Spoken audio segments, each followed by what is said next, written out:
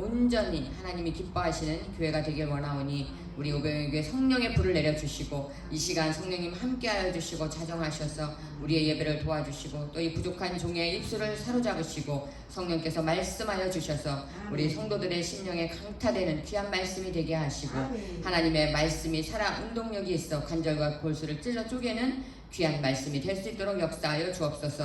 옥토가 되어서 100배의 열매를 맺게 하여 주시옵소서.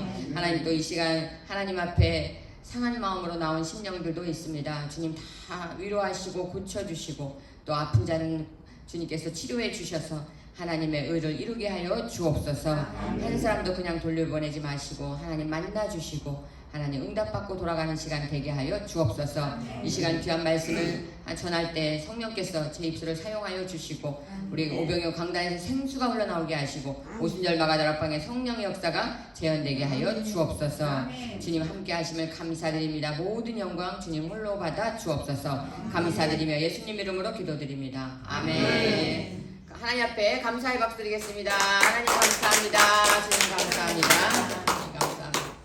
우리 지난 시간에 우리 나장로님 오셔서 천국 간증 해주셨는데 여러분 제가 이제 앞으로 동영상이나 이런 걸로 천국 다녀오신 분들의 간증을 많이 들려드릴 거예요. 네, 우리 장로님께서 천국 갔다 오셔서 또 하나님께 치료의 은사를 받으셔서 여러분에게 이렇게 침을 도와드리고 또 이렇게 치료의 은혜가 베풀어질 수 있도록 해드렸는데 제가 설명할 시간이 별로 없었어요. 왜냐하면 장로님이 원래는 한 달을 기다려야만 스케줄이 꽉 차 있으셔서 한 달을 기다려야만 침을 맞을 수 있어요. 그래서 제가 장로님께 우리 교회에 오셔서 우리 침 좀 성도들에게 놔주시고 간증도 해주세요 이렇게 부탁을 드렸는데 저는 한 달 뒤에나 오실 줄 알고 부탁을 드린 건데 저하고의 만남이 특별하게 기쁘셨나 봐요. 그냥 스케줄을 갑자기 그러니까 5일 남겨놓고 3일 남겨놓고 저한테 목사님 교회 가서 제가 해드릴게요 이러셔갖고 갑자기 약속을 잡았기 때문에 여러분에게 장로님에 대해서 설명해드릴 시간이 별로 없어서 여러분께서 장로님이 얼마나 대단한 분이신지 모르셔갖고 이분이 죽은 자도 살리는 분이에요. 어떤 분이냐면 물론 천국 갔다 와서 하나님의 그 은사를 주셔서 우리나라 그러니까 중국에서 최고의 침을 잘 놓는 사람이 화타라는 사람이거든요. 유명해요. 웬만한 분은 다 아실 거예요. 화타가 중국에서 침을 제일 잘 놓는 사람이에요. 그 화타가 딱 침 한 방으로 사람을 고친대요. 그래갖고 굉장히 유명한 이야기예요. 근데 이 의사들이 한의사들이 그 화타가 넘는 침자리 한 방으로 모든 병을 고치는 그 자리를 몰라서 못하는 거예요. 따라하지 못해서 이분이 기도를 했대 하나님 앞에 20년 동안. 하나님 화타가 딱 침 한 방으로 모든 병을 고친다는 그 자리를 저에게 알려주세요. 20년을 기도하니까 하나님이 알려주셨다는 거예요. 그래서 그걸 가지고 이분이 병을 고치시는데 그런데 또 이렇게 치료를 하시기 위해서 많은 사람을 고쳐야 되는데 우리나라는 의료 분쟁이 굉장히 많잖아요. 근데 남미에 가면 의료 분쟁이 전혀 없대요. 어떻게 없냐면 이렇게 그러니까 의사든 뭐 한의사든 칩을 놓던 뭐 수술을 하던 죽어도 소송을 할 수가 없대요. 아무 잘못이 없대요. 이 의료인은 그냥 죽은 사람은 자기 잘못인 거예요. 그렇기 때문에 뭐 상관이 없다는 게 잘못 고쳐도 상관이 없고 죽어도 상관이 없고 그러니까 이 남미에 가서 오랜 시간 임상을 하신 거예요. 그래서 이게요 병이 낫는지 안 낫는지 모르잖아요. 한두 사람 해갖고 되는 게 아니잖아요. 우리 연세대에 대장암 치료하시는 의사 선생님 제가 이름은 모르겠는데 그분이 10,000명을 대장암 환자를 수술하셨대요. 굉장하지 않아요? 이거 10,000명이면 그분이 뭐 졸업하자마자 수술을 했어도 하루에 3명씩 대장암 수술을 해야 10,000명이에요. 굉장한 분이잖아요. 그런 분들도요 다 낫는 게 아니잖아요. 수술한다고. 그런 것처럼 임상이 되게 중요한데 이분이 남미에 가서 굉장히 많은 사람들에게 침을 놓으면서 그 임상을 경험하면서 이 자리가 이런 효과가 있고 이런 걸 이제 다 경험하신 거예요. 그래서 남미에도 뭐 5년, 캐나다에도 3년, 미국에도 5년 이렇게 있으시면서 죽은 사람도 막 살리는 그런 의술을 행하시고 미국에서는 엄청난 재벌인데 죽을 병인데 병원에서 못 고친다고 그러는 병인데 이분이 침을 놔서 살려줬대요. 그러니까 이분이 너무 고마워서 바로 다음날 세단 하나를 딱 뽑아주더래요, 차를. 그러면서 맨날 전화해갖고 어디 가시지 마시고 나 가까이 계시라고. 그런데도 이분이 뿌리치고 한국에 와서 이렇게 돌아다니면서 정말 병원에서도 못 고치는 이제 당신 죽을 준비를 하십시오 이런 사람들한테 가서 침을 놔주는 거예요. 이분이 간암 말기 복수 차서 죽음을 한 3달 앞둔 분을 고쳤는데 어떻게 고쳤냐면 여러분 맞으신 침 이 머리에 침을 놓는 이유는 모든 몸의 컨트롤 박스는 머리에 있어요. 머리에. 그리고 모든 신경, 뭐 위든 대장이든 다 뇌하고 연결이 돼 있고 뇌에서 다 컨트롤을 하기 때문에 이 뇌에 피를 돌리지 않으면 병을 고칠 수가 없대요. 그래서 먼저 피를 돌게 해야 되기 때문에 뇌에 막힌 것을 뚫는 그런 침을 먼저 놓는 거고, 그 다음에 이제 배에 놓는 이유가 이제 이 배가 화타가 한 방에 사람을 고쳤다는 그 자리래요. 그리고 이제 다리에 침을 놓는 건데, 그렇게 하면 온몸에 피가 돌아서 그 다음부터는 어떤 병이라도 고칠 수 있는데 암병을 고칠 수 있는 거예요. 암세포가 1cm면 1조의 세균인데 그 세균을 뽑아내기만 하면 사는 거예요. 그러니까 이 피가 돌 때 암세포 세균이 전체 몸을 돌기 때문에 그래서 몸에 암이 전이 되는 거거든요. 그러니까 전이 되는 게 중요한 게 아니라 그 세균을 뽑아내기만 하면 다 낫는 거예요. 이분이 그렇게 이제 수술을 하는 건데, 워낙 이제 이렇게 개인을 찾아가서 침을 놓는 침술사들은 10만원 내지는 5만원을 받아요. 1인당. 다른 침술사도 다 그렇게 받아요. 왜냐하면 여러분 도수 치료 받아보셨어요? 도수 치료 10만원이잖아요. 1시간 해주거든요. 그러니까 도수 치료에서 완치되나요? 아니요. 한 달 지나면 다시 똑같아요. 한 달 뒤에 또 똑같아요. 그냥 원인 치료를 하는 게 아니기 때문에 도수 치료는 그냥 다시 제자리 그래요. 그런데 그 도수 치료도 1시간 하는데 10만원을 받아요. 근데 이 장로님은 그냥 죽을 병을 고치는 거잖아요. 병원에서 못 고치는 병을 고치시는데 5만원 받아요. 왜? 이분은 돈이 목적이 아니에요. 천국 갔다 왔기 때문에.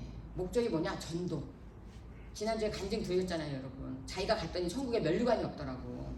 그 면류관이 뭐냐면 전도하는 사람이 하나도 없기 때문에 자기 면류관이 없는 거예요. 그걸 통탄하면서 이 침을 죽은 사람을 살리고 예수 안 믿는 사람을 전도하기 위해서 이 침을 놓으시는 거기 때문에 돈을 벌려고 하는 게 아니라. 여러분 암 말기 환자가 10만 원이 아깝겠어요? 목숨을 살려준다는데 100만 원을 줘도 1000만 원을 줘도. 아산병원에 가서 수술하면 3억이에요. 암 수술하면. 입원하면 1억. 가벼운 암은 1억. 말기암, 간암 같은 건 3억이에요. 수술하는데. 3억을 주고도 한단 말이에요. 살려고. 근데 이분이 단돈 5만 원에 병원에서도 고치지 못할 그런 암을 고치시는데 대단하신 거죠. 그러니까 여러분에게 정말 굉장히 큰 은혜를 베푸신 거예요. 그래서 근데 지난번은 제가 이제 저희 침 맞으신 처음이고 우리 성도들을 먼저 다 치료를 좀 받고 그 다음에 이제 다른 교회나 아니면 예수 안 믿는 분들 병을 고쳐달라고 그러면 고쳐주기 위해서 제가 먼저 오시라고 한 거예요. 그래서 우리 성도들은 지난주에는 다 제가 무료로 해드렸잖아요. 무료로 한 게 아니라 우리 헌금에서 30만 원을 드렸어요. 그러니까 여러분 침값을 다 교회에서 내드린 거라는 거예요. 근데 이건 딱 한 번만의 기회예요. 이제는 없어요. 이제부터 여러분 침 맞으시려면 5만 원씩 내시고 마셔야 돼요. 근데 우리 교회에서 이제 너무 감사하게도 수요일마다 오셔서 우리 성도들한테, 그러니까 이제 아픈 사람 누구든지 오면 침을 놔주세요. 그렇게 약속을 해서 수요일은 이제 하루를 시간을 내셔서 오시기로 하셨어요. 그럼 저는 침값을 안 받고 헌금을 받을 거예요. 헌금함을 놔두고 그냥 하나님 앞에 치료해 주시는, 왜냐 그 장로님도 그렇게 말씀하시고 저도 그렇고 치료는 하나님이 하세요. 주권은 하나님께 있어요. 네, 그분은 단지 어떤 자리를 놓으면 어떻게 좋아지더라 이런 도구로 사용할 뿐이기 때문에 그래서 침값을 받는 게 아니라 교회에서는 그냥 치료받으면 하나님께 감사하는 의미로 하나님 앞에 헌금을 드리면 그러면 하나님이 치료를 해주시니까 치료가 더 빨라요. 내가 돈을 내고 치료를 받으면 어떤 느낌이냐면 당당한 권리라고 사람들은 생각을 해요. 누구나 다 그러죠. 그런데 그게 아니고 내가 하나님이 나를 고쳐주십시오. 내가 하나님이 고쳐주신 데에 대해서 감사한 마음으로 예물을 드리겠습니다. 이렇게 헌금을 드리면 훨씬 하나님의 치료의 역사가 더 강하게 일어나요. 네. 그래서 이제 앞으로 그렇게 할 건데 여러분께서 전도 목적으로 제가 이걸 하는 거니까 다른 교회 다니시는 분은 뭐 정 안 되면 곧 해드릴 수는 있지만 우선적으로는 예수 안 믿는 사람들에게 여러분이 우선권을 드릴 테니까 예수 안 믿는 사람들 와서 중풍 치매는 100% 나요. 그냥 암도 100% 나요. 여러분 해보시면 알아요.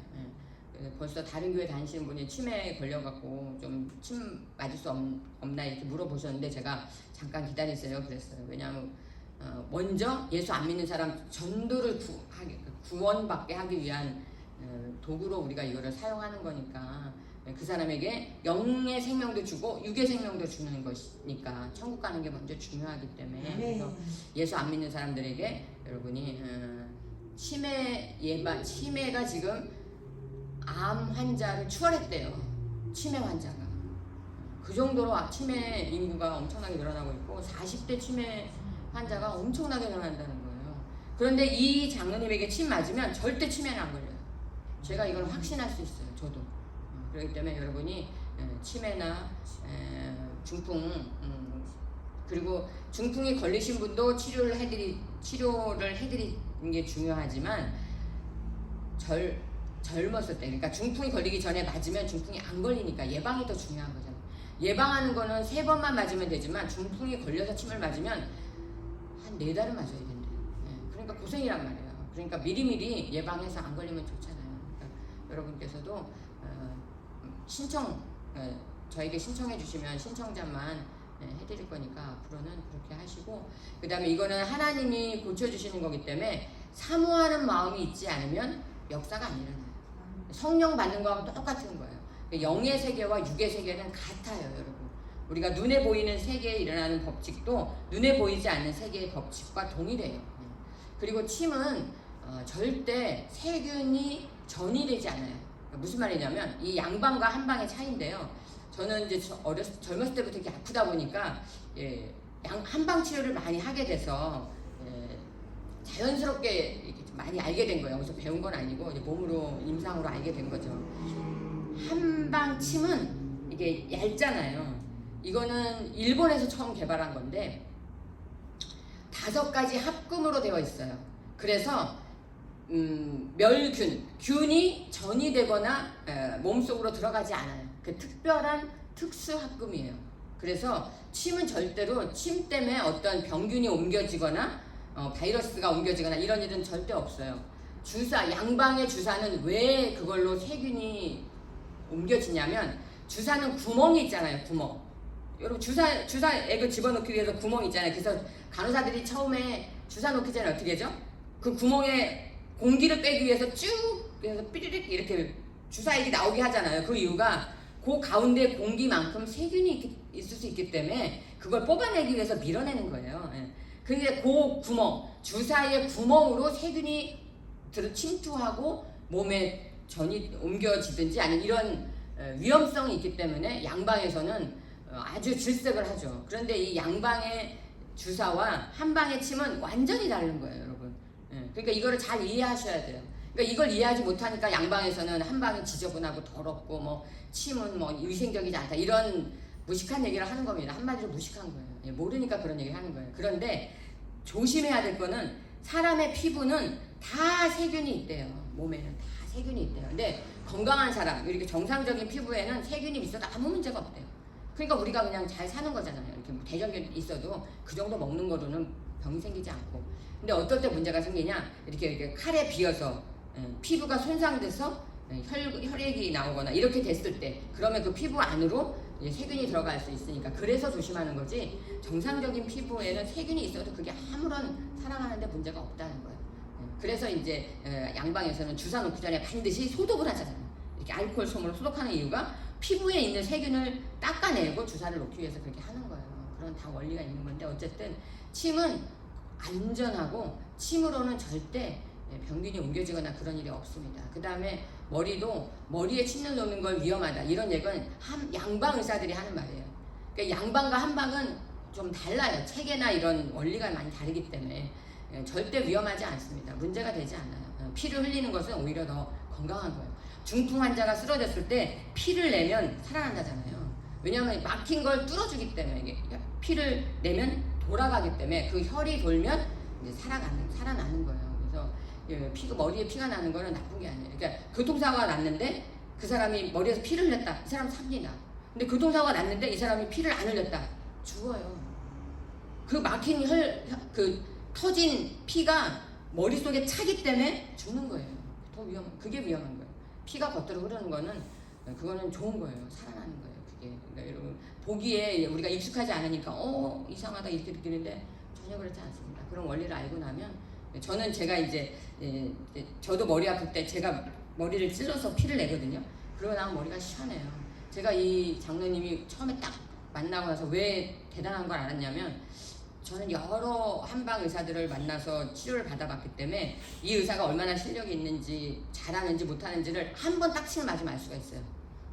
이게 침도 이렇게 계보가 있더라고요. 네, 여러분이 보통 한의원에 가서 맞는 침은 다 허준의 침이에요. 우리나라 동의보감. 근데 허준은 사실은 약이에요. 침이 주가 아니고 약. 그런데 모든 그 이외에 많은 이렇게 침이 있는데 제가 한 번은 젊었을 때 20대 후반에 무릎에 물이 차서 3년을 못 걸어 다녔어요. 그때 어떻게 그걸 고쳤냐면 저기 태계원에 가면 경동시장에서 침을 잘 놓는 가장 유명한 분이 있어요. 그 할아버지가 너무 침을 많이 나가고 허리가 이렇게 꼬부라졌어요.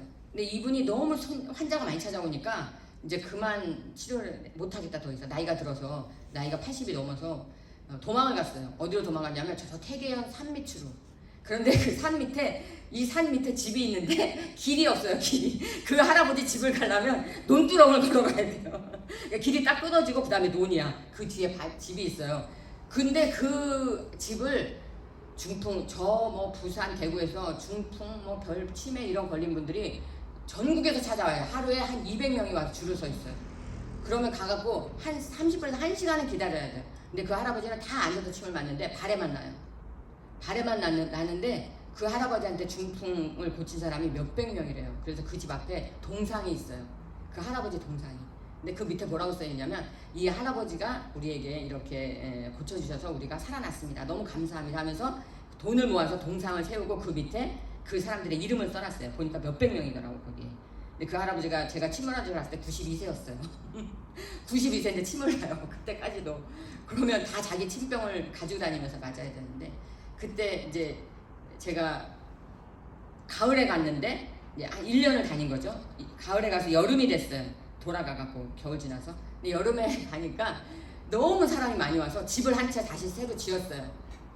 그 옆에 그러니까 말하자면 이제 치료할 수 있는 한의원을 하나 차리고 한의사 자격증을 걸어놨는데 한의대를 졸업하는 졸업생들이 6명이 그 할아버지한테 침을 배우러 온 거예요. 그래서 그 한의사들이 와갖고 침을 배우더라고요. 그 할아버지 돌아가셨겠죠. 지금 한참 됐으니까. 그런 분 침도 제가 맞아봤는데 이 장로님의 침이 대단한 건 뭐냐면 여러분이 이게 머리에 피를 빼는 것도 그렇지만은 제가 딱 한 번 맞았는데 제가 사실은 목이 안 돌아갔었어요. 목 디스크가 있기도 했고 옛날에 구안하사도 왔었기 때문에 그래서 목이 이쪽으로 돌아가고 이쪽으로는 잘 안 돌아가요. 근데 딱 한 번 맞았는데 목이 팍 돌아가는 거예요. 그래서 내가 이분이 진짜 잘 놓으시구나 제가 그걸 알았거든요. 그리고 소변 색깔도 달라지고 그 다음에 먹는 것도 더 많이 잘 소화가 되고 그래서 그냥 말만 하는 게 아니라 정말 실력이 있으시구나 그걸 제가 알았거든요. 네, 여러분 이제 이런 얘기를 미리 해드렸어야 되는데 시간이 없어서 말씀을 못 드렸는데 하지만 치료는 하나님이 하십니다. 그러니까 여러분이 하나님께 열심히 기도하셔서 하나님 은혜로 치료 받으시면 재발도 안 돼요. 하나님이 치료해 주시는 거예요. 그런 치료의 은혜를 받으시길 주님의 이름으로 축원합니다. 아멘. 자, 오늘은 하나님의 뜻이라는 제목으로 은혜를 나누겠는데요. 하나님의 뜻, 우주에는 3가지의 뜻이 있습니다. 첫 번째는 하나님의 뜻이 있고요. 두 번째는 인간의 뜻, 내 뜻이 있고요. 세 번째는 마귀의 뜻이 있어요. 자, 다 같이 하나님의 뜻, 나의 뜻, 마귀의 뜻. 이걸 정확하게 이해하면 우리가 살아가면서 일어날 수 있는 많은 문제를 미연에 방지할 수가 있어요. 자, 먼저 하나님의 뜻은 어떠냐? 하나님의 뜻은 영원 전부터 영원 끝까지 절대 변함이 없는 그런 없어지지 않는 그것이 하나님의 뜻입니다. 그러니까 하나님의 뜻은 우리를 창조하고 우리를 새로운 생명으로 인도하는 거예요. 하나님의 뜻은 우리를 살리는 거예요. 절대 우리를 죽이거나 우리를 잘못되게 하는 게 하나님의 뜻이 아니에요. 그러니까 우리가 잘못되는 건 하나님의 뜻이 아니라 마귀에게 속아서 그렇게 되는 겁니다. 하나님의 뜻은 어디로 나타나느냐? 예수 그리스도에게 하나님의 뜻이 나타나요. 그러니까 예수 그리스도에게 하나님의 뜻이 다 들어있어요. 왜냐? 예수님이 하나님 아버지의 뜻을 이루러 이 땅에 오셨기 때문에 그래요. 그러니까 우리가 하나님의 뜻을 이루려면 예수님을 붙잡아야 돼요. 여러분 마음 가운데 예수님을 모셔드려야 돼요. 그 예수님과 동행하면 하나님의 뜻을 이룰 수가 있어요. 그러니까 하나님의 뜻은 뭐냐면 예수 그리스도를 봐라. 예수 그리스도가 너희의 생명이다. 이것을 우리에게 얘기해주고 계신 거예요. 우리가 이렇게 많은 기도를 하잖아요. 뭐 하나님 저 사업을 잘 되게 해주세요. 병을 고쳐주세요. 우리 자식 잘 되게 해주세요. 기도 제목은 다 달라요. 내 영혼이 잘 되고 범사가 잘 되고 강건한 축복 그걸 주시옵소서 이렇게. 그런데 하나님은요 항상 대답이 하나예요. 하나님 제 사업이 잘 되게 해주세요. 그러면 예수를 봐라. 하나님 제 병을 고쳐주세요. 그래 예수를 봐라. 하나님 제 자식을 잘 되게 해주세요. 그래 예수를 봐라. 우리가 어떤 기도를 해도 하나님의 답은 항상 똑같아요. 예수를 봐라. 예수를 봐라. 예수를 받아들여라. 예수를 믿어라. 왜? 그 예수님 안에 모든 것이 다 들어있기 때문에 그래요. 자, 우리 요한복음 6장 40절에 하나님 말씀하십니다. 시작. 내 아버지의 뜻은 아들을 보고 믿는 자마다 영생을 얻는 것이니 마지막 날에 내가 이를 살리리라. 예, 예수를 보고 믿으면 마지막 날에 내가 이를 다시 살리리라. 하나님은 우리를 살리길 원하시고 우리를 살리는 게 하나님의 뜻인데 우리를 구원하시는 게 하나님의 뜻인데 그게 예수를 보면 이루어질 수 있다는 거예요. 그러니까 예수님이 우리의 모든 기도의 해답이라고 여러분이 생각하시면 딱 맞습니다. 그러니까 우리가 항상 예수 그리스도 이름으로 기도하고 예수님을 의지하고 예수님을 바라보고 제가 여러분에게 매주 예배 끝날 때마다 뭐랬죠? 주님이 나의 전부이십니다. 예수님만 바라봅니다. 왜? 그게 우리의 기도의 해답이기 때문에. 자, 누가복음 9장 35절에 보면 또 이렇게 말씀하십니다. 시작. 구름 속에서 소리가 나서 이르되 이는 나의 아들 곧 택함을 받는 자니 너희는 그의 말을 들으라고. 네. 지금 우리가 아까 읽어드린 본문에 변화산에서 예수님이 기도하실 때 모세와 엘리야가 나타난 그런 장면이 읽어드렸죠. 그 뒤에 베드로나 요한이 일어나서 웬일이야 여기서 세상에 모세가 나타났네. 여기가 정말 천국과 같은 곳이구나. 이렇게 생각을 베드로는 했는데 구름 속에서 하나님께서 말씀하시는데 그 음성이 뭐라고요? 내 아들 그의 말을 들으라. 순종해라. 순종해라. 아들을 보고 예수님을 보고 순종해라 이렇게 말씀하시는 거예요. 그러니까 그게 하나님의 음성이니까 하나님의 뜻은 예수를 보고 예수를 믿고 예수를 순종하는 게 하나님의 뜻이라는 거죠. 아멘. 제가 재밌는 이야기 들려드릴게요. 우리나라에서 굉장히 유명한 부흥 강사 목사님께서 저기 지방 시골에 부흥회를 갔어요. 그래서 이제 그 교회에 낮에 부흥회를 하고 있는데 아니 낮인데 중학생 정도 된 한 15살 정도 된 학생이 낮에 부흥회 와서 앉아있는 거예요. 그래서 이상하다. 왜 애가 와서 이 시간에 앉아있나 학교 안 가고. 그래갖고 이제 부흥회 끝나고 물어봤대요. 얘야 너는 왜 학교 안 가고 지금 낮인데 여기 앉아있니? 그러니까 제가요 부모도 없고 너무 가난해서 학교를 갈 돈이 없어서 학교를 못 다니고 있어요. 중학교를 못 갔어요. 그러더래요. 그래도 딴 데 안 가고 교회 와서 부흥회 와서 앉아있으니까 얼마나 기특해요. 그러니까 이 목사님이 기특하고 또 불쌍하기도 해서 그래 믿음이 좋아 보이니까 믿음 안에서 잘 커야지. 그래서 그래 그러면 나랑 같이 서울로 가자. 내가 네 양아버지가 돼서 너 학교도 보내주고 너 잘 키워줄게. 그래갖고 이제 이 목사님을 따라서 서울로 왔어요. 그러니까 이게 얼마나 큰 하나님의 은혜입니까. 학교도 못 다니는 정말 시골에 있으면 무지랭이가 될 수 있는데 이 목사님을 따라서 서울에 왔으니까 서울은 얼마나 좋아요. 집도 목사님 집도 좋고 그러니 정원도 있고 막 너무 행복해. 그래갖고 와 하나님 너무 감사합니다. 나한테 이런 행운을 주시다니. 그래갖고 이제 그 목사님 집에 갔는데 이제 하룻밤 자고 집도 방도 좋은 방에 침대도 있고 그래서 막 너무 감사하고 너무 행복하고 이 은혜를 어떻게 이제 이 아이가 이제 그렇게 생각하고 있는 거예요. 그런데 이제 그 다음날 아침 일어나니까 이 목사님하고 사모님은 또 부흥회가 있어갖고 이제 나가신 거예요. 집 잘 보고 있어라. 그러면서 이제 나가셨어요.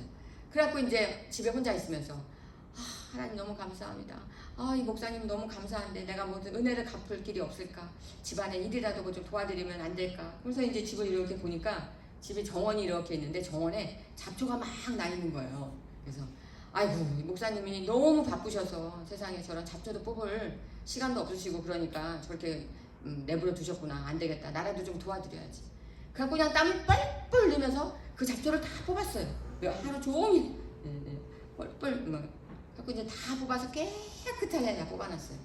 야 저녁에 돌아오시면 얼마나 기뻐하실까. 너무너무 기뻐하실 거 생각하니까 막 너무 행복해요. 그렇게 하고 있는데 저녁에 이제 딱 목사님하고 사모님이 오셨어요.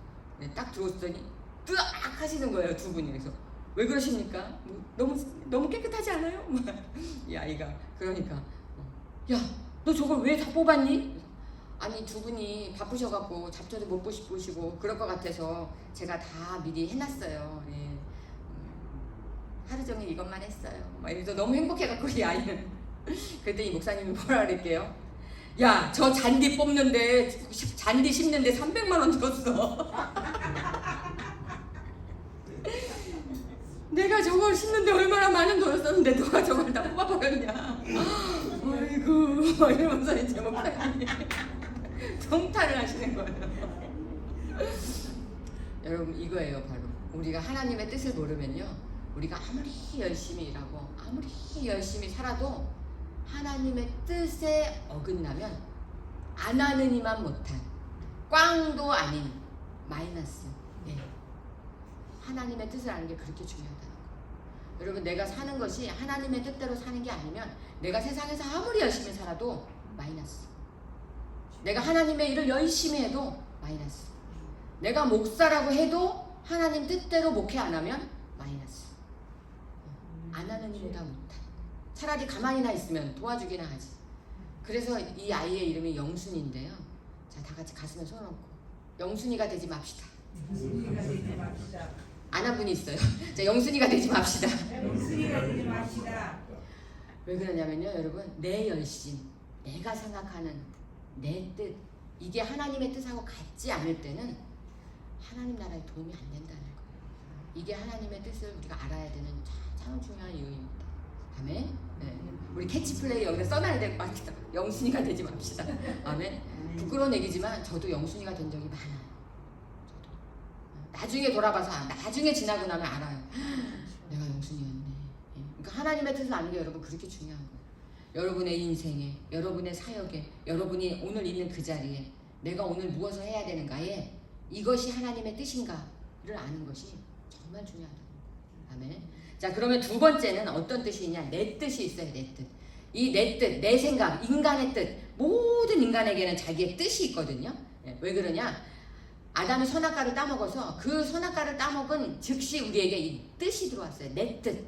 하나님의 뜻하고 반대되는, 하나님으로부터 나를 분리시키는 내 뜻, 인간의 뜻이 성립되는 거예요. 하나님의 뜻은 아담에게 선악과를 따먹지 말라는 게 하나님의 뜻이었어요. 그런데 하나님의 뜻을 버리고 선악과를 따먹었죠, 아담이. 그래서 원죄, 그 죄 때문에 에덴 동산에 쫓겨났고 우리가 이렇게 죽음을 경험하게 되는 삶을 살게 된 거예요. 그러니까 이 인간의 뜻, 하나님의 뜻을 멀어지게 하는, 하나님의 뜻으로부터 나를 분리시키는 내 뜻은 폐기 처분해야 되는 거예요. 그러니까 선악과를 반납해야 되는 거예요. 내가 따먹은 내 뜻, 인간의 뜻을 버려야 한다는 거예요. 결국 이 내 뜻 때문에, 인간의 뜻 때문에 인간 세상이 복잡하게 됐어요. 원래 아담이 사는 에덴 동산에 복잡할 게 하나도 없어요.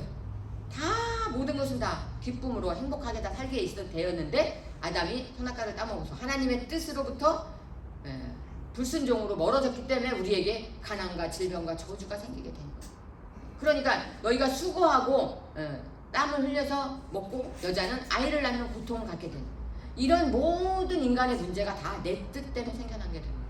하나님의 뜻으로부터 멀어졌을 때.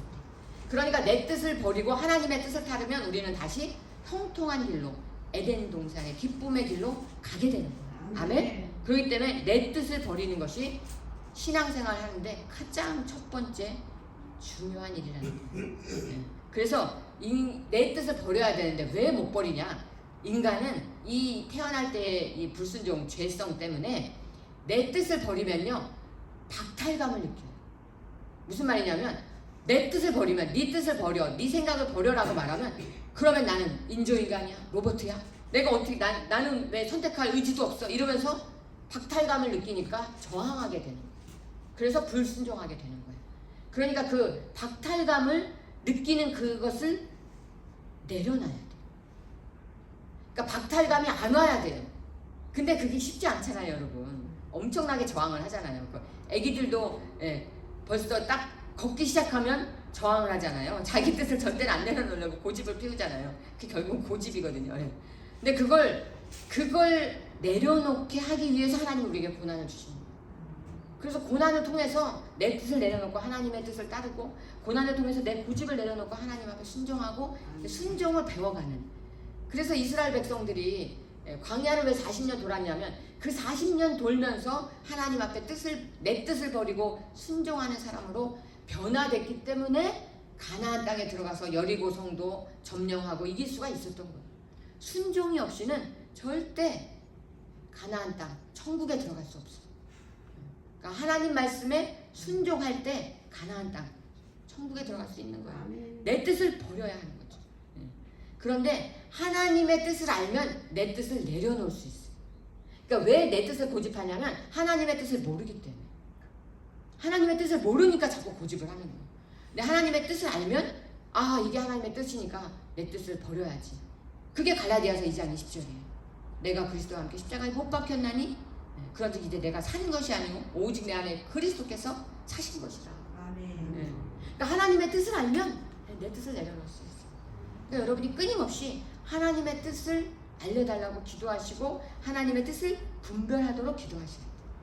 그래서 성령의 9가지 은사 중에 가장 중요한 게 분별의 은사예요. 이게 내 뜻인지 아닌지 분별할 수 있어야 된다는 거예요. 왜냐? 하나님의 뜻대로 가야 형통하지 내 뜻대로 가면 아무리 열심히 살아도, 여러분이 아무리 교회 열심히 다녀도 형통하지 않아요. 그건 하나님의 뜻을 안 따르니까. 하나님의 뜻을 따라야 하는 거죠. 내 뜻은 빨리 폐기 처분할수록 이 몸의 신상이 이롭습니다. 아멘. 아멘. 자, 자기가 가슴에 손을 얹고 고백합니다. 나는 내 뜻을 버리겠습니다. 내 뜻을 버리겠습니다. 그런데 우리가 왜 내 뜻을 안 버리냐면 우리 마음속에 욕심 때문에 그래요. 욕망과 집착. 그러니까 내 뜻이, 여러분 인간의 뜻이 뭔 것 같아요? 높아지는 거예요. 잘 되는 거예요.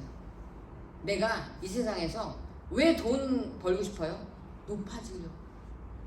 왜 국회의원 하려고 그래요? 높아지려고. 돈, 명예 전부 다 자기를 높이기 위해서 그런 거예요. 자기가 왕이 되기 위해서 그런 거예요. 그러니까 내가 높아지려고 하는데 하나님을 이용해요. 이래서 여러분 내 뜻이 나쁜 거예요. 이 내 뜻이 나쁜 거예요. 내가 뭐가 되든 우리가 이제 소위 얘기하는 사자 들어가는 거. 의사, 교수, 박사, 검사, 판사. 왜 그런 거 되려고 그래요? 높아지려고. 그런 거 되려고 하나님 앞에, 하나님 이번에 꼭 행정고시, 사법고시 패스하게 해주세요. 합격하게 해주세요. 자기 뜻을 이루려고 하나님을 이용하는 거예요. 자기 뜻을 이루려고 하나님을 이용하지 않으려면 어떻게 해야 되냐면 하나님을 위해서 그게 돼야 되는 거예요. 내가 왜 판사가 돼야 되냐? 하나님을 위해서. 그러니까 나를 위해서가 아니라. 그러니까 우리의 모든 삶이 하나님의 뜻대로 하나님을 위해서 살면 그건 내 뜻이 아니고 하나님의 뜻을 이루는 거니까 하나님이 이루어 주시죠. 그런데 우리는 대부분 어떻게 하냐면 내 뜻을 이루기 위해서 하나님을 이용해. 여러분 기도도 그래서 잘 하셔야 돼요. 기도도. 내 뜻을 이루기 위해서 기도하면 안 돼요. 그래서 우리가 주기도문에 나오잖아요. 하늘에서 이루어진 것 같이 땅에서도 이루어지기다. 그게 그 말이에요. 하나님의 뜻이 하늘에서 다 이루어져요. 천국에서는. 근데 이 땅에서 하나님의 뜻이 잘 안 이루어져요. 왜? 내 뜻이 너무 커서 하나님의 뜻이 안 이루어지는 거예요. 그러니까 내 뜻을 버려야 하나님의 뜻이 이 땅에서 이루어진다 이런 말이에요. 그러니까 내 뜻을 버리려면 어떻게 해야 하냐? 선악과를 반납하고 내 생각을 버리고 내 보자, 내 영광, 내가 높아지려고 하는 걸 다 버려야 돼. 왜 선교사들이, 물론 선교사들도 다 그런 건 아니지만 선교사들이 천국에 가서 면류관이 크고 보좌가 큰지 아세요? 네. 자기 자리를 이 땅에, 여러분 이따 보여드릴 거죠? 우리 저기 다 준비됐어요? 전사님 준비됐어요? 우리 저기 정상희 선교사 그 사진? 연봉희 선생님 사진 준비 안 됐어요? 안 됐어요? 네. 그 사진 지난주에도 보셨잖아요. 필리핀에서도 연락이 왔는데, 여러분 우리는 얼마나 이렇게 정말 환경이 좋은 환경에서 살고 있잖아요. 근데 필리핀에서는 막 개미가 막 욕실로 막 온 욕실에 개미가 덮이고, 그 윤병현 선교사님하고 정상희 선교사님은 하루에 8시간만 전기가 들어온대요. 근데 45도래요. 그러니까 에어컨을 못 틀면 못 사는데 하루에 8시간만 에어컨을 켤 수 있는 거예요. 그리고 전기도 안 들어오니까 밤에는 뭐 깜깜하고, 그런 나라에 이 나라에 살면 얼마나 편해요. 그런데 그런 미얀마에 자기가 자진해서 가서 선교를 하잖아요. 그러니까 뭐예요? 자기 뜻, 자기 영광, 자기 보좌 다 버리고 그런 데 가서 사서 고생을 하기 때문에 하나님이 그런 보상을 천국에서 해주신다. 그래서 선교사들의 보좌가 천국에서 가장 큰 거예요. 예, 좋은 자리에 있는 거예요. 그런 것처럼 우리는 우리의 모든 입신, 양명, 모든 걸 다 하나님을 위해서 버릴 수 있어야 돼요. 그게 내 뜻을 버리는 거예요. 그래서 내 뜻을 버리는 게 힘들기 때문에 성령님이 도와주셔야 돼요. 내 힘으로 절대로 내 뜻 못 버려요. 그래서 성령님 저를 도와주셔서 제가 제 뜻을 버릴 수 있게 저를 도와주시옵소서, 이렇게 기도하고 성령님의 도움을 받아야만 버릴 수 있어요. 내 힘으로는 절대 할 수 없어요. 그래서 여러분 성령 받아야 되는 거죠. 그런데 우리는 내가 지금 내 뜻을 고집하고 있는지도 몰라요. 그걸 알면 그거는 고집 안 하고 있는 사람이에요. 고집 피우고 있을 때는 몰라요. 그 다리를 다 건너고 나서야 여기가 강이었구나 라는 걸 아는 것처럼, 여러분 내가 그걸 빠져나와야 그게 터널이었다는 걸 알 수 있어요. 그런 것처럼 내가 속고 있는지 나도 모르니까 내가 고집을 피우는 건 내가 피우는 게 아니고 내 뜻도 있지만 마귀가 그렇게 나를 붙잡고 있는 거예요. 그래서 그 붙잡고 있는 발판을 제거해야 돼요. 자, 누가복음에 보면 베드로가 똑같이 그렇게 하고 있어요. 시작. 주사선이 떠날 때에 베드로가 예수께 여짜오되 주여 우리가 여기 있는 것이 주사오니 우리가 소망에서 짓되 하나는 주를 위하여 하나는 모세를 위하여 하나는 엘리야를 위하여 하소서. 자기가 하는 말을 자기도 알지 못하더라. 여기 지금 맨 끝에 나오잖아요. 베드로가 자기가 말해놓고 자기가 하는 말을 자기도 모른다. 이게 뭐냐면 이게 마귀에게 그게 속고 있는 거예요. 마귀에게 사로잡혀서 하는 말인데도 자기는 그 당시에는 모르는 거예요. 그러니까 때때로 다 마귀는 누구든지 다 사용할 수 있거든요. 근데 지금 여기서 예수님이 기도하시니까 이게 변화산이라고 그러잖아요. 변화산 지난번에 우리가 봤죠. 저기 성지순례에서 모세가 나타나고 엘리야가 나타나니까 베드로가 우와 여기가 진짜 천국이네. 여기서 그냥 살았으면 좋겠다. 그러니까 예수님 여기다가 초막 셋을 짓고 우리 여기서 죽을 때까지 여기서 삽시다. 여기서 떠나지 말고 여기서 삽시다. 이건 베드로의 생각이에요. 베드로 자기의 생각이에요. 그럼 그게 하나님의 뜻이에요? 아니에요. 하나님의 뜻은 그게 아니에요. 그러니까 우리가 이렇게 보면 지금은 예수님에게 베드로가 정말 좋은 제안을 한 거잖아요. 맞는 얘기 같잖아요. 좋은 거잖아요. 여기가 좋사오니 우리가 살면서 조심해야 될 게 이거예요. 여기가 좋사오니 내가 지금이 좋사오니.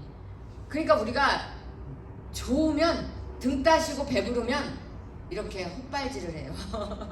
등 따시고 배부르면 자기 뜻이 올라와요. 그래서 하나님은 우리에게 등 따신 거 배부른 거 뺏어가시는 거예요. 왜? 타락한단 말이에요. 인간이 변질한단 말이에요. 그러면 내가 등이 춥고 배가 고프면 어떻게 해요? 하나님 앞에 매달려서 기도해요. 하나님 살려주세요. 기도해야 내가 하나님 뜻을 알거든요. 기도해야 하나님의 뜻이 나를 통해서 이 땅에 이루어지거든요. 그래서 하나님은 우리에게 등 따숩지 않게 하시고 배고프게 하시는 거예요. 일이 안 되게 하시는 거예요. 질병을 주시는 거예요. 왜? 하나님 뜻대로 살아가라고 바로 잡아주시는 거란 말이에요. 그러니까 고난이 우리에게는 유익이고 고난이 밥이에요. 그러니까 베드로가 지금 자기가 하나님 예수님 앞에 마치 예수님한테 잘해드리는 것처럼 말했지만 이것은 베드로 개인의 인간의 뜻이니까 하나님의 뜻에 위배되기 때문에 틀렸어요. 그러니까 베드로도 자기가 그런 말을 하는 걸 깨닫지 못했더라. 우리가 고집을 피우고 내 뜻을 주장할 때 그 내 뜻이 하나님의 뜻에 얼마나 잘못됐는지를 우리는 모른다는 거예요. 그러니까 항상 성령님의 도움을 받아서 성령님 이 뜻이 하나님의 뜻에 부합되는 겁니까? 내 뜻이 하나님의 뜻에 맞는 겁니까? 이걸 항상 물어봐야 돼요. 그래서 내 뜻을 버려야 한다는 거예요. 자, 그러면 하나님의 뜻은 영원한데 인간의 뜻과 마귀의 뜻은 결국은 다 폐기 처분돼서 없어지거든요. 이 인간의 뜻이 어디서 없어지냐? 계시록 18장에서 없어져요. 자, 함께 읽겠습니다. 시작. 힘찬 음성으로 외치는데 무너졌도다 무너졌도다 큰 성 바벨론이여 이 시의 저서와 각종 더러운 모이는 것과 각종 더럽고 가증한 소리 모이는 것이 되었도다. 8절이요. 시작. 그러므로 한동안에 그 제안들이 이르니 곧 사망과 애통함과 흉년이라 그가 또한 물의 그를 심판하는 주 하나님은 강하신 자이십니다. 심판하신 하나님이 인간의 뜻을 가지고 하나님의 뜻에 불순종한 자들을 다 심판하시는, 결국에는 다 하나님께서 무저갱으로 보내시고 하나님이 심판하시게 된다, 이런 뜻이에요. 그러니까 심판받을 때 인간의 뜻은 다 없어져 버려요. 무너졌도다 인간의 뜻이 무너진다. 인간의 생각이 다 무너진다. 그래서 모든 나라의 왕들이 다 심판받는다, 이렇게. 여러분에게 읽어드리진 않았는데 계시록 18장 24절에 보면 선지자들과 성도들과 및 땅 위에서 죽임을 당한 모든 자의 피가 그 성 중에서 발견되었니라. 무슨 말이냐? 하나님의 뜻을 따르지 않는 모든 자, 여기에 선지자도 있어요. 그러니까 목사도 하나님 뜻에 안 따르면 나중에 죽임을 당한다는 거예요. 무서워요. 하나님 앞에 이런 두려운 마음이 있어야 돼요. 여러분, 막 살면 안 돼요. 꼭 하나님의 뜻인지를 여쭤보고 하나님의 뜻대로 살아야 된다. 그래서 바울이 말하잖아요. 주여 주여 하는 자마다 하나님의 나라에 들어가는 것이 아니요 오직 하나님의 뜻대로 행하는 자라야 하나님의 나라에 들어가는 거야. 아멘. 이 말이에요.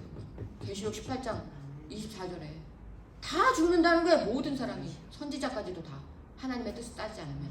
그러니까 우리의 인간의 뜻은, 내 뜻은 버려야 돼요. 아멘. 아멘. 자, 다시 한번 고백하겠습니다. 내 뜻을 버리겠습니다. 내 뜻을 버리겠습니다. 요한계시록에 정확하게 나와 있잖아요, 여러분. 정확하게. 자, 그러면 마지막으로 마귀의 뜻. 마귀의 뜻은 뭐냐? 우리를 죽이고 멸망시키는 거예요. 마귀는 나쁜 놈이에요. 마귀는 하나님이 만드신 게 아니에요. 사람들이 몰라서 하나님은 왜 마귀를 만드셨냐? 그런데 아니에요. 마귀는 처음에 천사장이었어요. 가장 높은 천사장. 하나님이 너무너무 아름답고 너무너무 귀하게 보시는 최고의 천사장이었는데 자기가 가장 높은 천사장이니까 이게 변질돼갖고 왜 하나님만 높임을 받아야 돼? 나도 이렇게 잘났는데 나도 높임을 받아야지. 그래갖고 이게 해가닥 해갖고 하나님 앞에 대적했어요. 그래서 천사 3분의 1을 데리고 나가서 반역을 한 거죠. 반역. 그래서 마귀가 된 거예요. 그런데 그 마귀를 하나님이 그냥 그 자리에서 그 당시에 무저경에 지옥으로 보내실 수 있는데 왜 안 보내셨느냐?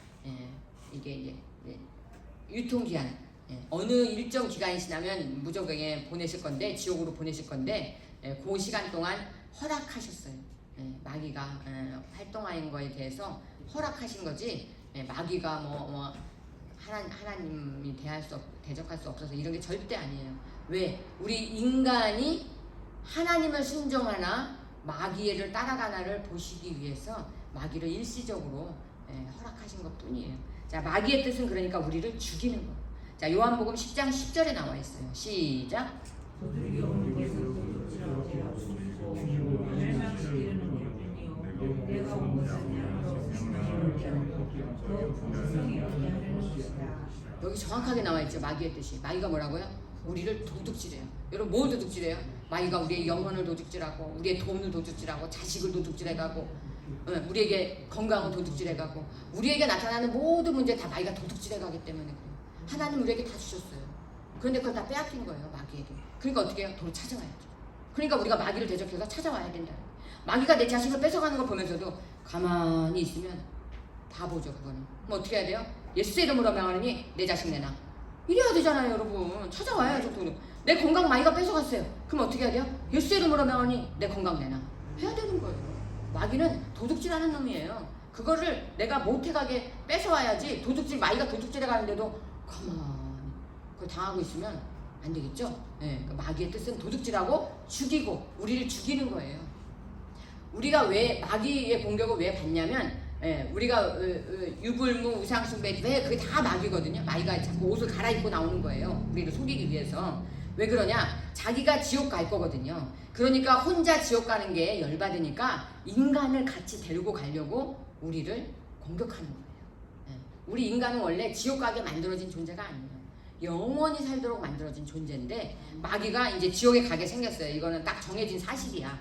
그러니까 자기 혼자 안 가고 우리 인간들을 하나씩 끌고 지옥에, 말하자면 이제 논개처럼 끌고 같이 지옥 가려고 우리를 죽이는, 그리고 우리를 멸망시키는, 자기가 가는 무저갱에 지옥에 우리를 데리고 가는 존재라는 거예요. 그걸 속으면 안 되겠죠, 여러분. 그러니까 지금 예수 안 믿는 사람들은 다 거기에 속고 있는 거예요. 자기가 지옥 갈 줄도 모르고 마귀에게 사로잡혀 있어서 잘 되는지도 모르고 저렇게 속고 있는 거예요. 그러니까 얼마나 불쌍해요. 그러니까 우리가 알려줘야죠. 근데 나도 모르는데 어떻게 알려줍니까? 그러니까 우리가 알아야 하는 거예요. 그래서 마귀는 우리를 죽이려고 하기 때문에 그 마귀의 뜻은 계시록 20장에서 완전히 망합니다. 없어집니다. 폐기 처분돼요. 함께 읽겠습니다. 시작. 용을 저주고 예배이며 말씀을 상하사 천년 동안 돌봐하여 자르고 그 이외에 일곱을 천년이 차도록 다시 만물을 보지 못하게 하여 그 위에는 반드시 장사하리라. 네, 자 여기 보면 마귀가 어떤 존재인지 어떻게 형상화되는지를 쓰고 있어요. 여러분 용이라는 동물이 있어요? 없어요.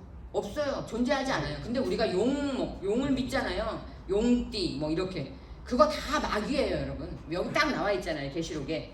용을 잡으니 마귀의 또 다른 모습이 용이에요. 그러니까 형상화된 걸 말하는 거예요. 여러분 마귀는 우리 눈에 안 보이잖아요. 안 보이니까 모양이 있어요? 없잖아요. 근데 우리가 그 모양을 굳이 설명하면, 뭐 그림으로 만화로 그리면 이렇게 까매갖고 이렇게 뿔나고 뭐 이렇게 그리잖아요. 근데 진짜 마귀가 그렇게 생겼어요? 몰라요. 우리가 본 적이 없어요. 근데 시커멓게 시커매. 다 어둠이야. 나빠. 그런 게 인간의 눈에 보이게 사람들이 그려낸 게 용입니다. 그러니까 이 용은 마귀의 형상화된 모습이에요. 인간이 상상해서 만들어낸. 그러니까 여러분 띠 얘기하지 마세요. 용띠, 뱀띠 이런 거 다 마귀예요. 나쁜 거예요. 그걸 모르니까 우리가 우상숭배하는 옛날에 그런 어른들의 그 말을 따라서 그냥 하는 건, 이게 성경을 보면 이제 그거는 아니라는 거를 아니까 이제 우리는 그런 얘기 안 하잖아요. 그러니까 마귀의 또 다른 우리의 눈의 상상력으로 사람들에게 보여진 형상화된 모습이 용. 그 다음에 뱀. 용을 잡으니 곧 옛뱀이요 마귀요 사탄이라 잡아서 1000년 동안 결박해서 처박아 놨다. 무저갱에 던져 넣었다. 자, 이렇게 돼 있어요. 그러니까 마귀는 언제 끝나요? 요한계시록 20장에서 완전히 없어집니다. 언제? 예수님이 이 땅에 재림해서 오시면 마귀를 묶어서 여기 딱 나오잖아요. 무저갱에 던져 넣어 잠그고 그 위에 임봉한다. 완전히 닫아버린다 이런 말. 지옥불에 던져버린다 이런 소리예요. 마귀의 뜻은 언제 없어져요? 계시록 20장에 새하늘과 새 땅. 새하늘과 새 땅. 예수님이 재림해서 이 땅에 새하늘과 새 땅, 새 예루살렘을 이루실 때 마귀는 그 직전에 다 폐기 처분되고 멸망해서 없어진다는 거예요. 그렇기 때문에 인간의 뜻과 마귀의 뜻은 예수님이 재림하기 전에 다 없어져요. 그런데 그 없어질 인간의 뜻을 붙잡고 살면 어리석은 거라는 거죠. 그 무저갱에 지옥불에 떨어질 마귀에 속아서 살면 그거는 바보 같은 인생이라는 거죠. 그럼 우리는 어떻게 해요? 하나님의 뜻만 붙잡고 살아야 되는 거예요. 아멘? 네, 가슴 서 고백하겠습니다. 나는 하나님의 뜻만 붙잡고 살겠습니다. 나는 하나님의 뜻만 붙잡고 살겠습니다. 아멘.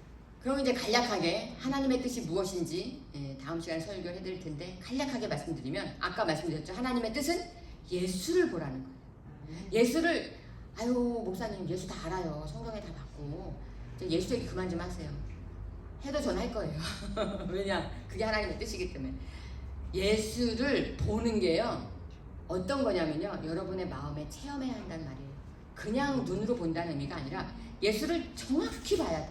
그러면 예수가 이 땅에 태어난 것, 빛 대신 주님 오시옵소서. 내 마음에 예수님이 와야 돼. 내 마음에서 예수님이 탄생해야 돼.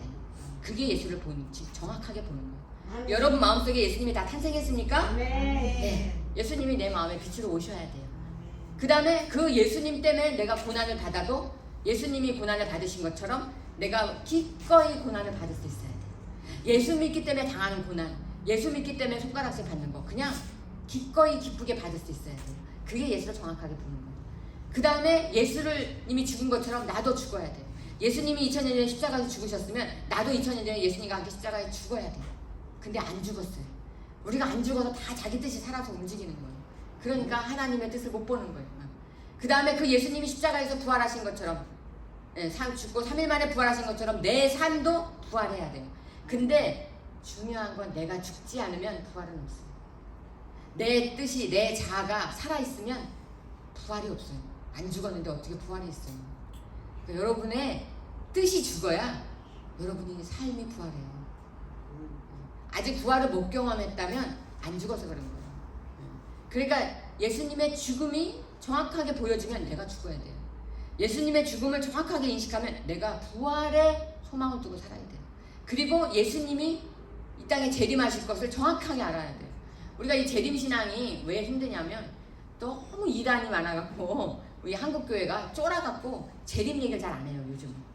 왜? 이단 소리 들을까봐. 그런데 구더기 무서워서 장 못 담그다 보니까 어떤 문제가 생겼냐, 이 성도들이 재림신앙이 없이 사니까요 이 땅에서 모든 보화를 축적하고 사는 그런 어리석은 신앙생활을 한국교회가 하고 있어요.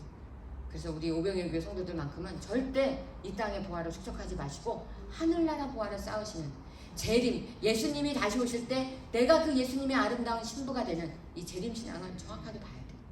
그 다음에 그 예수님이 이 땅에 오셔서 우리와 함께 하심으로 우리가 예수님과 함께 천국에 가서 사는 승천, 우리가 죽으면 천국 가는, 죽으면 천국 가지만 여러분 이 땅에서도 승천의 삶을 살 수 있어야 돼요. 그러면 모든 걸 이기고 사는 거예요. 그 다음에 마지막으로 천년왕국, 우리가 천국 가서 새 예루살렘에서 예수님과 영원히, 하나님과 영원히 사는 그 기쁨, 천국 처소에 대한 소망, 이게 있어야 그게 진짜 예수를 보는 거라는 거예요. 그냥 예수님이 나에게 십자가에 죽으셨대, 내가 예수님 때문에 복 받는데, 이거는 예수님을 정확하게 보는 게 아니에요. 정말 정확하게 보는 건 예수님과 함께 부활신앙으로 하늘나라의 소망을 두고 사는 삶, 천국에 있는 내 집을, 내 천국에서 영원히 살 그 영생을 위해 내가 삶을 투자하는 게 진짜 하나님의 뜻대로 사는 거라는 거예요. 아멘. 우리 모병의 성도들은 다 하나님의 뜻대로 사시길 주님의 이름으로 축원합니다. 기도하겠습니다. 좋으신 하나님 아버지 감사드립니다.